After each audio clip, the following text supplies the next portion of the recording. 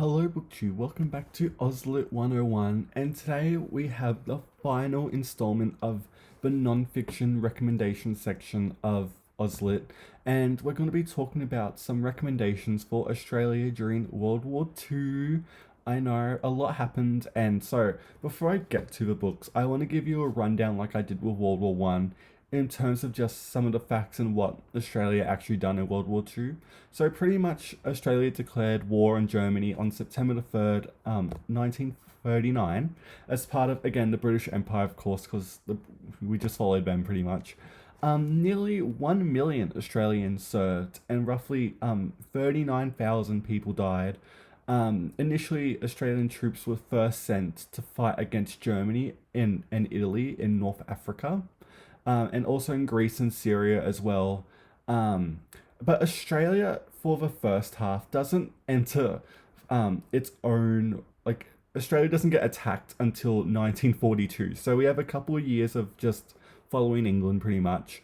And 1942 happens where with the fall of Singapore, which we were protecting from the Japanese pretty much, this resulted the Japanese bombed Darwin, and also they sent a submarine attack on the Sydney Harbour on from the 31st of May to the 8th of June. And then on the 8th of December of that year, John Curtin, one of our great prime ministers, declared war on Japan.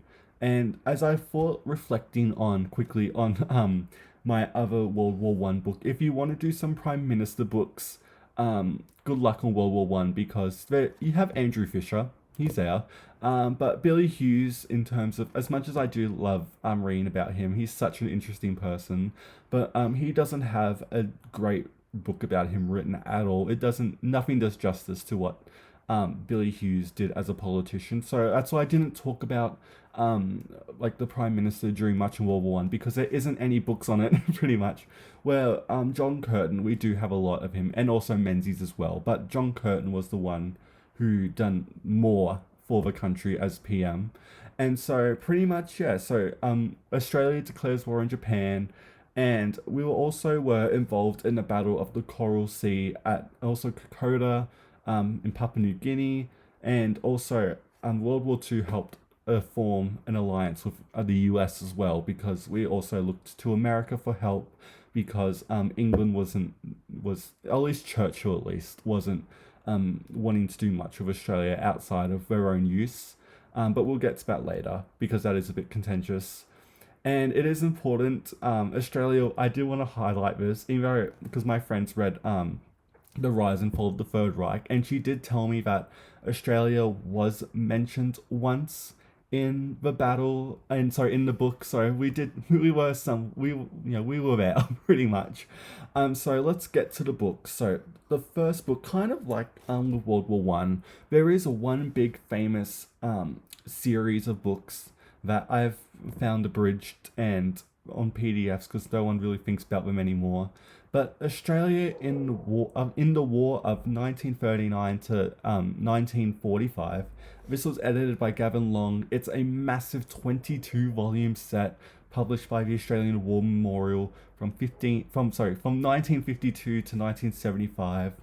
I've read bits of it. Why isn't there an abridgment, trade paperback release, multi-volume, do whatever, of the official account of Australia in World War Two or World War One? Why? Because there's a lot more written about World War Two than there is one, at least like as a whole, compared to World War One, which people just mostly focus on the Anzacs and all that. And so I want that to be released as like an accessible edition, because it's so good, the bits I've read from it. And so let's talk about some books. I only have three books here, because I feel like a lot of the three of them do a good job summarizing what Australia done in World War Two. And so the first book I'm going to recommend is sort of becoming a classic of its own right. I actually really love it.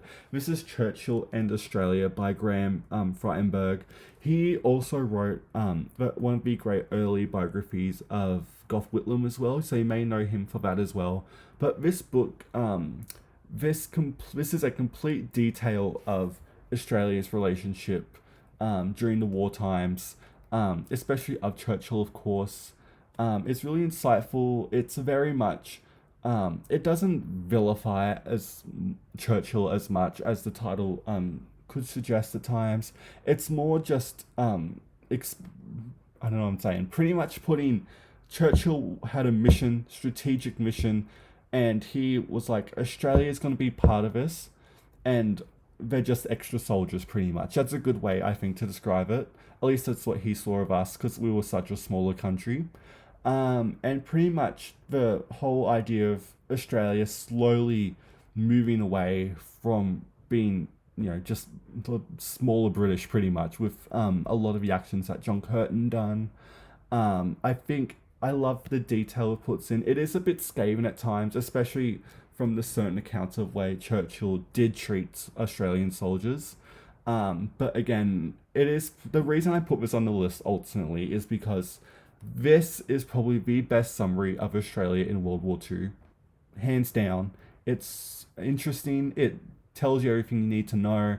It isn't broad too. It niches down. You get a lot of good facts in it, and I think it's probably the book on Australia during the war times.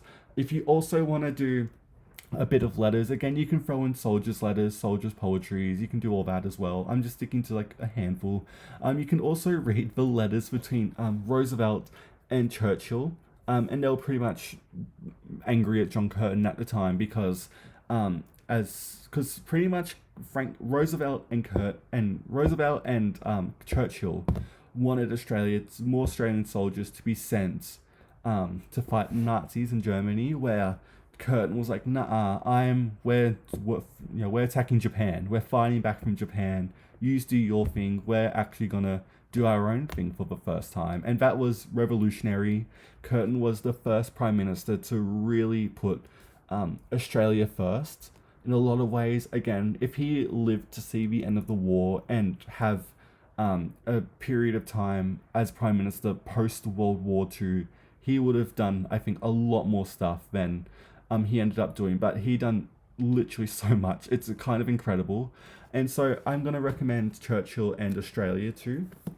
And then I'm gonna also recommend Australia Under Attack, the bombing of Darwin in 1942 by Douglas Lockwood. This is a slim account of the bombing of Darwin. It does give great insight to the aftermath and what happened to a lot of the indigenous communities around Darwin who were obviously affected and destroyed by the bombing, and how the government didn't really do much to help them. And there's not many great books on Australia, like especially the bombing of Darwin. This was probably the best one I could find, and so give this one a try. It's slim. And then the last book I'm gonna recommend today is Australia. I don't own this book. Australia's Boldest Experiment: The War and Reconstruction of in the 1940s by Stuart Macintyre. And this is a really interesting social history of post-war Reconstruction in Australia. A lot of first-hand accounts, and a lot of history he brings out that's glossed over, especially the political sections of it. I love the way he talks about Menzies in here too, John Curtin, of course, and Ben Chifley, who done a lot for his country post World War Two. Again, a lot of counts on the men and women.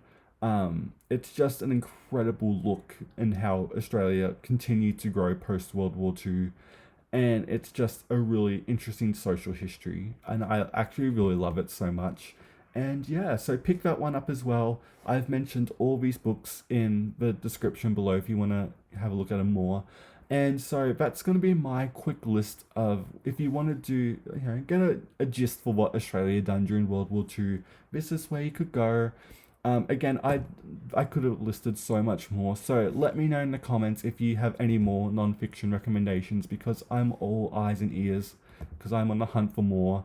And yeah, thank you so much for watching BookTube, and I will see you next time.